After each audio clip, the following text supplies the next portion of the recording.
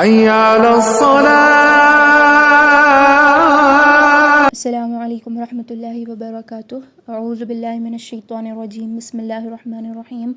قد افلح المؤمنون الذین هم فی صلاتهم خاشعون، صدق اللہ العظیم۔ بے شک کامیاب ہے مومن جو اپنی نماز میں خشوع اختیار کرتے ہیں۔ عزیز بہنوں، خشوع کے معنی ہے دل کا حاضر ہونا یا عاجزی سے جھک جانا، اور نماز میں خشوع اختیار کرنا یہ نہ صرف جسم بلکہ ہمارے دل اور دماغ سب کچھ اللہ تعالیٰ کے حضور پوری طرح جھکا دینے کا نام ہے۔ یہ ایک قلبی سکون، انکساری، عاجزی کا ایک جذبہ ہے جو اللہ تعالیٰ کی عظمت اور اس کے سامنے اپنی حقارت کا علم جب ہمارے اندر موجود ہوتا ہے تو یہ جذبہ پیدا ہوتا ہے، اور یہ جذبہ اللہ تعالیٰ کی ایک بہت بڑی نعمت بتائی گئی۔ نماز کا خشوع سے بہت گہرا تعلق ہے۔ حدیث میں بھی بتایا گیا کہ نماز سکون اور عاجزی کا نام ہے، گویا بغیر خشوع کے نماز سے کچھ بھی حاصل نہیں ہے۔ ایک حدیث میں اس کی مزید وضاحت اس طرح سے ملتی ہے کہ کتنے ہی قیام کرنے والے ایسے ہیں جنہیں نماز میں سوائے تھکاوٹ اور مشقت کے کچھ حاصل نہیں ہوتا۔ اور ایک حدیث میں یہ بھی فرمایا گیا کہ بندہ نماز پڑھتا رہتا ہے مگر اس کے لیے اس کا 6 10واں حصہ بھی نہیں لکھا جاتا۔ بے شک بندے کے لیے اس کی نماز میں سے وہی کچھ لکھا جاتا ہے جسے وہ سمجھ کر ادا کرے۔ عزیز بہنوں، ایک دفعہ نبی اکرم صلی اللہ علیہ وسلم نے ایک شخص کو نماز میں اپنی داڑھی سے کھیلتے دیکھا تو فرمایا کہ اگر اس کے دل میں خشوع ہوتا تو اعضاء میں بھی خشوع ہوتا۔ اور خشوع کی فضیلت اس طرح سے بتائی گئی کہ جو 5 نمازیں وقت پر ادا کی جائے اچھی طرح وضو کر کے خشوع کے ساتھ، تو پھر یہ اس کے پچھلے گناہوں کا کفارہ بن جاتی ہیں۔ اور مزید ایک حدیث میں یہ بھی بتایا گیا کہ جنت اس کے لیے واجب ہو جاتی ہے۔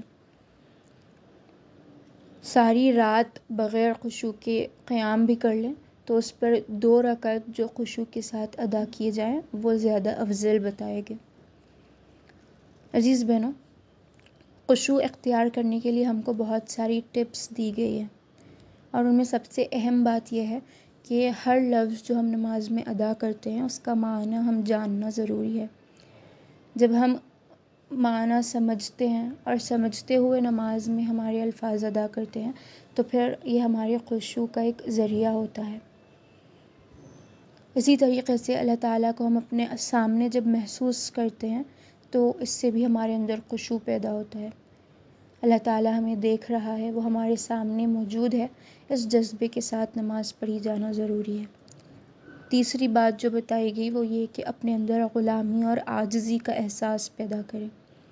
جب انسان یہ احساس سے نماز پڑھتا ہے کہ ساری قدرتیں اللہ تعالیٰ ہی کے پاس ہے، وہ اس کا ایک عاجز ناتواں بندہ ہے، اور اللہ تعالیٰ کے کن کے بغیر اس کی زندگی میں کچھ نہیں ہو سکتا، تو پھر بندہ عاجزی کے ساتھ اللہ تعالیٰ کے حضور جھک جاتا ہے۔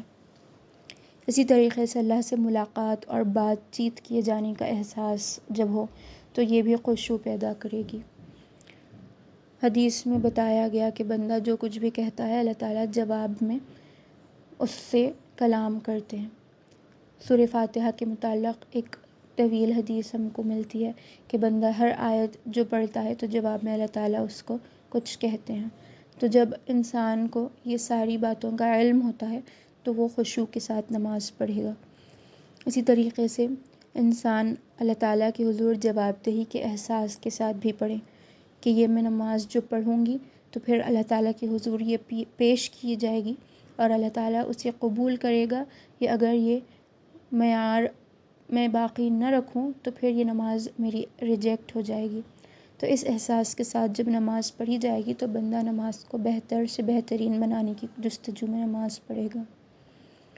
اسی طریقے سے نماز کو اپنی آخری نماز ہو سکتی ہے یہ تصور کے ساتھ بھی پڑھیں، اور یہ تصور انسان کے اندر اللہ تعالیٰ کے حضور معافی اور استغفار کے ساتھ پڑھنے کی جستجو پیدا کرے گا۔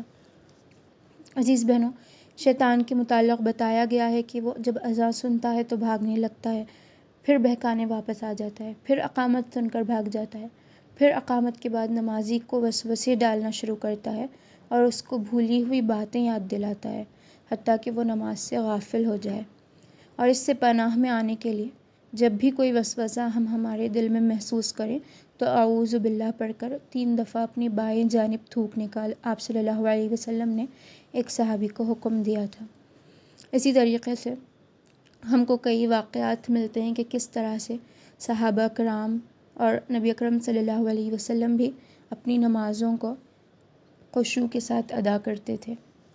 بتایا جاتا ہے کہ حضرت عمر ایک دفعہ جب اس آیت پر اپنی نماز میں پہنچے کہ بلا شبہ تیرے رب کا عذاب واقع ہو کر رہے گا، اس کو کوئی دفع کرنے والا نہیں ہے، تو وہ اس قدر روئے کہ روتے روتے ان کی آنکھیں ورم کر آئیں۔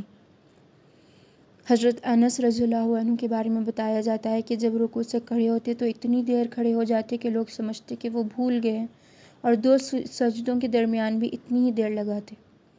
حضرت علی رضی اللہ عنہ کے بارے میں آتا ہے کہ ایک دفعہ جب وہ نماز فجر پڑھے تو اس کے بعد طلوع آفتاب تک بیٹھے رہے، اور پھر اس کے بعد رنج و غم کے ساتھ فرمایا کہ خدا کی قسم میں نے آپ صلی اللہ علیہ وسلم کے صحابہ کو دیکھا ہے، آج ان جیسا کوئی نظر نہیں آتا۔ ان کی صبح اس حال میں ہوتی کہ ان کے بال بکھرے ہوئے ہوتے، چہرے غبار آلود اور زرد ہوتے، وہ ساری رات اللہ کے حضور سجدے میں ہوتے، کھڑے کھڑے قرآن مجید پڑھتے، کھڑے کھڑے تھک جاتے تو ایک پاؤں پر سہارا لیتے، کبھی دوسرے پاؤں پر، اس طرح جھومتے ہوئے پڑھتے گویا وہ درخت ہوں، جس طرح درخت حرکت کرتے ہیں اس طرح جھومتے ہوئے وہ اللہ کا ذکر کرتے ہوتے، اور خدا کے خوف سے ان کی آنکھوں سے اتنے آنسو بہتے کہ ان کے کپڑے تر ہو جاتے تھے۔ ایک اب کے لوگ ہیں کہ غفلت میں رات گزار دیتے ہیں۔ اسی طرح حضرت علی رضی اللہ عنہ کے لیے جب نماز کا وقت آتا تو بتایا جاتا ہے کہ آپ کے چہرے کا رنگ متغیر ہو جاتا تھا۔ ان سے ایک بار دریافت کیا گیا تو آپ نے فرمایا کہ یہ اس بار کے اٹھانے کا وقت ہے جسے اللہ تعالیٰ نے آسمان اور زمین اور پہاڑ پر پیش کیا، تو ان سب نے اس بار کے اٹھانے سے ڈر کر انکار کر دیا۔ حضرت امام حسین رضی اللہ عنہ کے بارے میں آتا ہے کہ آپ جب وضو کرتے ہوتے تو اسی وقت آپ کے چہرے کا رنگ بدل جاتا۔ پوچھا گیا تو آپ نے فرمایا کہ ایک بڑے جبار بادشاہ کی پیشی میں کھڑے ہونے کا وقت آ گیا ہے۔ عزیز بہنوں، نماز کے متعلق فرمایا گیا ہے کہ یہ ایک بھاری کام ہے مگر خاشعین کے لیے نہیں ہے۔ اللہ تعالیٰ سے ہم دعا کرتے ہیں کہ ہمیں اللہ تعالیٰ اپنی نمازوں کو بہتر بنانے کی توفیق عطا فرمائے، اور احسان اور عاجزی کی بلندیوں کو حاصل کرنے کی توفیق ہمیں عطا فرمائے، اور ہماری نمازوں میں ہم سے جو کچھ بھی کوتاہیاں ہوئی ہیں اسے درگزر فرمائے۔ آمین۔ حي على الفلاح